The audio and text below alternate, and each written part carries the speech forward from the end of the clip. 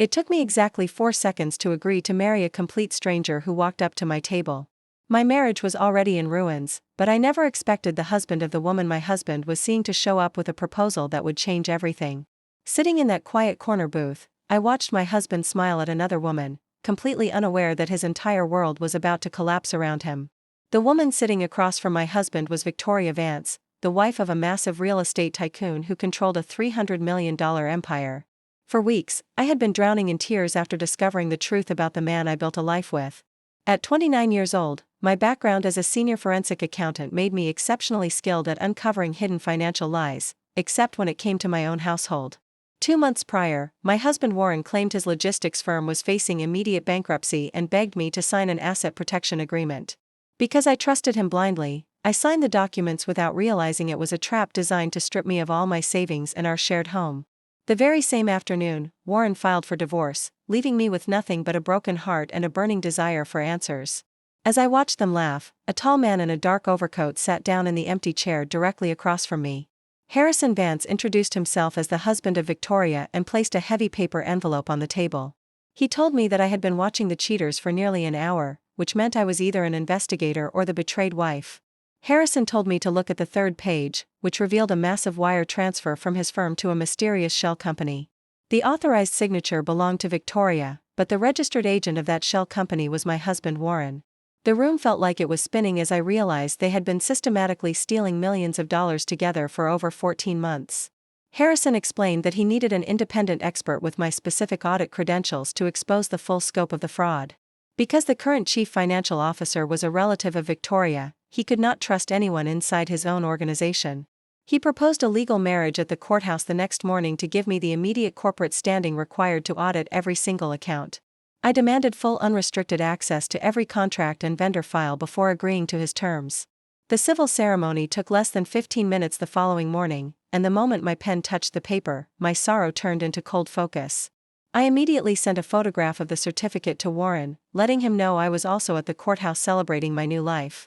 We walked into the corporate headquarters on Wacker Drive where Harrison announced me as the new interim chief financial officer to the stunned staff. I noticed a woman named Brenda who managed accounts payable watching me with intense hostility. Her file showed she had received massive unexplained bonuses, making her the prime suspect for assisting the illegal transfers from the inside. I approached Brenda and demanded full system access along with all digital approval tokens within 20 minutes. When she tried to claim that Victoria needed to authorize the release, I calmly explained that Victoria was facing severe legal consequences and had zero authority left.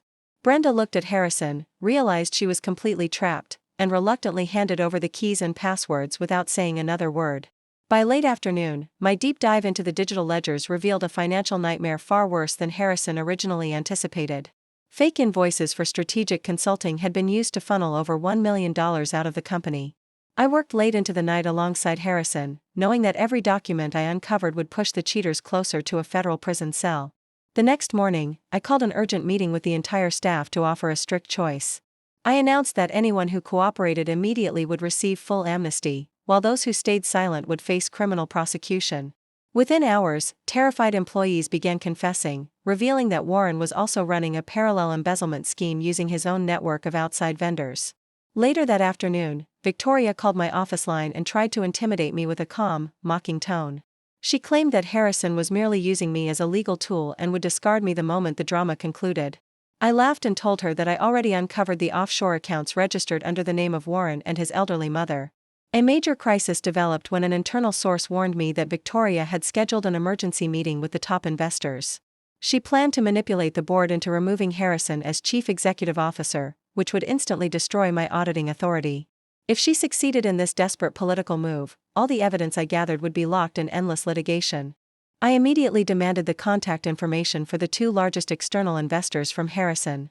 The first investor was a pragmatic woman named Beatrice who agreed to meet me early the next morning. After I presented the ironclad data showing massive corporate theft, she thanked me for my honesty and promised to boycott the emergency meeting entirely. The second investor, an older man named Arthur, was a close friend of Victoria who initially refused to believe my accusations. I placed the official Internal Revenue Service referral document directly on the table, proving a federal investigation was already active. I warned him that supporting a criminal suspect would destroy his own reputation, forcing him to abandon Victoria to protect his funds. Without the necessary investor votes, the emergency meeting collapsed completely before it could even begin. Victoria realized she had lost all leverage and quickly hired a prominent criminal defense firm to handle her impending downfall. In a fit of absolute panic, she turned on Warren, telling him he was completely on his own because he had become a massive legal liability. Warren had borrowed massive sums of money against his business and his family property, expecting the stolen corporate cash to save him. With Victoria freezing him out and his accounts blocked by a court order, he faced total financial ruin. His frantic, desperate phone calls filled my voicemail for days, shifting from angry rants to pathetic pleas for mercy. I agreed to meet Warren one last time at a quiet coffee shop, wanting to look into his eyes when he realized he lost. He looked like he had aged a decade in a matter of days, trembling as he clutched a paper cup. I placed the federal investigator documents on the table, watching the last remnants of his arrogance vanish entirely. The legal storm that followed completely dismantled their lives, resulting in heavy prison sentences for both Warren and Victoria. Harrison and I eventually dissolved our strategic marriage, parting as deeply respectful business partners who accomplished exactly what we set out to do. I walked away with my financial security restored, knowing that justice is the ultimate reward for those who refuse to stay victims.